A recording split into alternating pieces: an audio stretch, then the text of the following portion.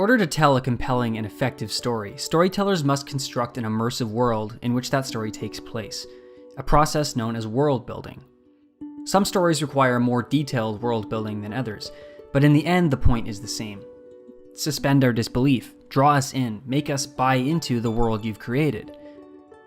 I'd like to explore the films of Studio Ghibli through the lens of world building, and how they use world building to achieve a sense of immersive realism, a quality I've long admired in all of Ghibli's films. Through masterful animation and attention to detail, Studio Ghibli consistently crafts immersive, unique films that strike a difficult balance between fantasy and reality. World building is a daunting task for animators because every visual element in a film must be created from scratch. There's nothing there until it's drawn.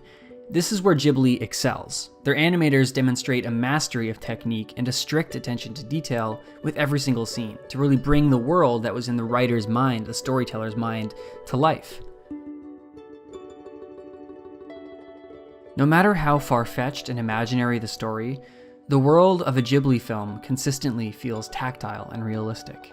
To quote Hayao Miyazaki, "Anime may depict fictional worlds, but I nonetheless believe that at its core it must have a certain realism. Even if the world depicted is a lie, the trick is to make it seem as real as possible. Stated another way, the animator must fabricate a lie that seems so real, viewers will think the world depicted might possibly exist." Consider Ghibli's approach to animating movement. Watch how their characters run and interact with their environment, how their clothes and their hair move. The illusion of physics. Animators must construct a sense of scale, gravity, weight, and momentum from frame to frame to emulate the semblance of a physical world where there isn't one. This is the unique challenge of animation, to create a realistic world through an inherently unrealistic medium. This trait isn't unique to Ghibli's films, but they consistently achieve a realistic, tactile, seemingly effortless sense of realism through their approach to movement. This helps ground us within the reality of the animated world, even if that world is far removed from our own. Think about that word, animate. It means to bring to life. This is acting. Miyazaki argues that animators are themselves actors. They must understand and empathize with their characters. Animators share in part of the actor's process. They must consider, what is their character's motivation in the scene?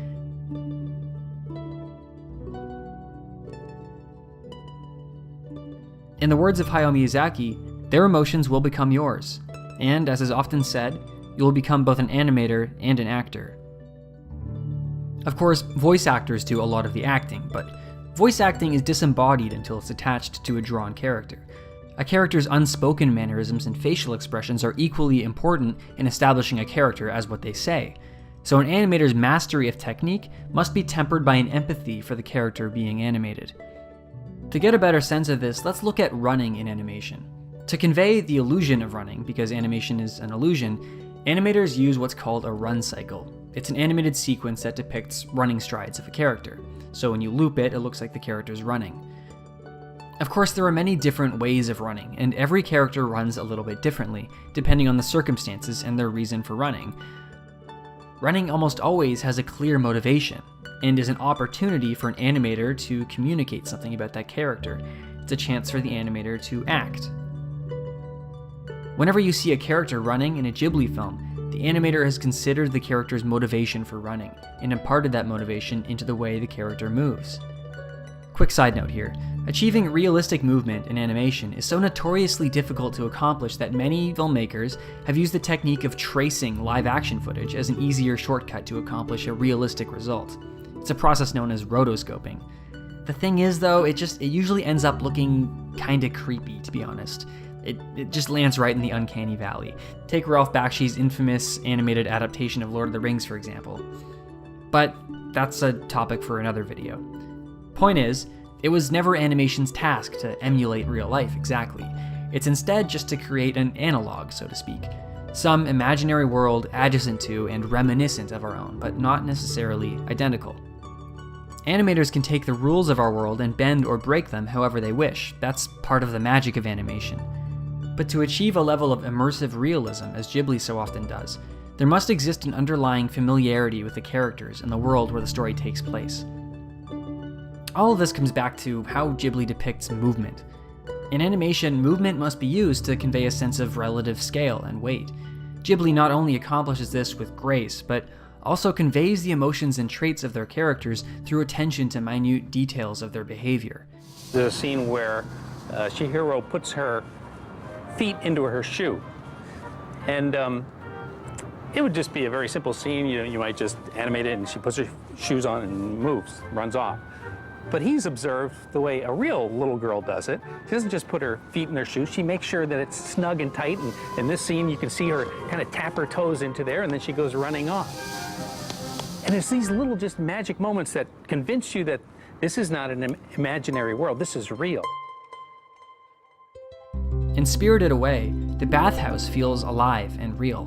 While it's inherently unbelievable, we believe it exists in the context of the world of Spirited Away because it's so well established.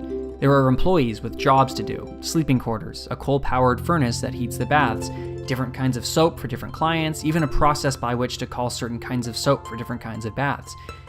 If you followed another employee, what would their day be like? That's fun to imagine. With all of these details, it feels like there are untold stories unfolding in the background. This is the importance of proper world building. It doesn't feel like a cheap facade put up for the convenience of the story we're being told. Instead, there's depth and richness to the world. It feels like it extends beyond the edges of the frame. Case in point, Princess Mononoke. It's set in a medieval world inspired by Japanese folklore. Despite the fantasy elements of Princess Mononoke, it's not an overtly outrageous film.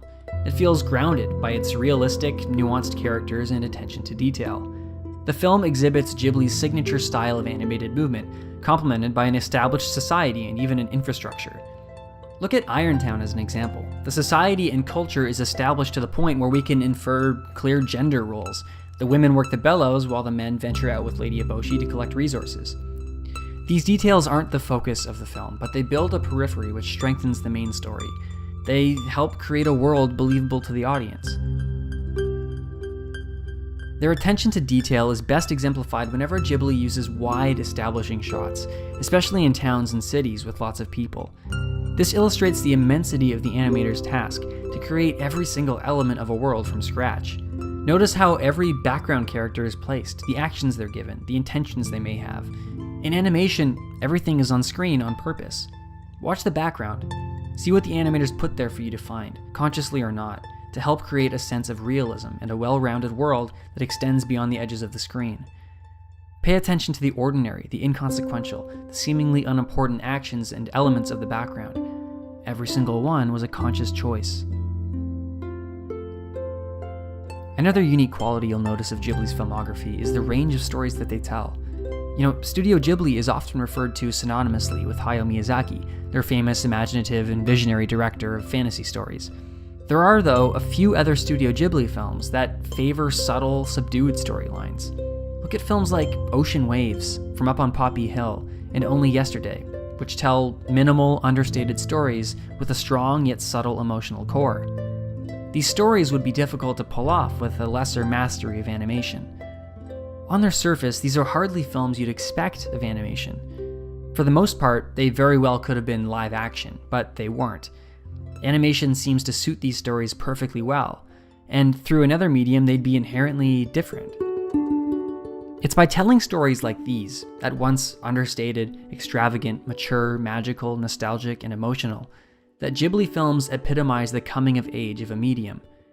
After all, as Ghibli has so eloquently proven, animation is a medium, not a novelty, valuable not only for its vivid expression of fantastical worlds and magic, but for communicating universal ideas and pure emotions in a way that only animation can.